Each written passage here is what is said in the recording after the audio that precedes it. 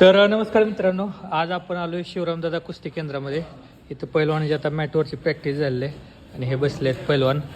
तर हे आहेत पैलवान जे माऊली कटके आमदार आहेत हवेलीचे, त्यांचे पुत्र.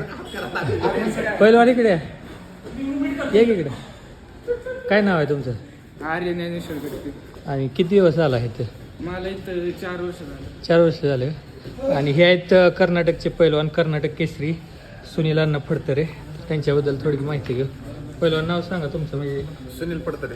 आणि मेडल वगैरे कुठले आहे तुमचे? मेडल माझं वर्ल्ड चॅम्पियनशिपला सिल्वर आहे, सिनियर नॅशनलला गोल्ड आहे, ज्युनियरला सिल्वर आहे. कर्नाटकचे इथं किती पैलवान आहेत या तालमीमध्ये? तर 5 जण आहे. 5 जण आहे का? दुसरे कुठले आहेत?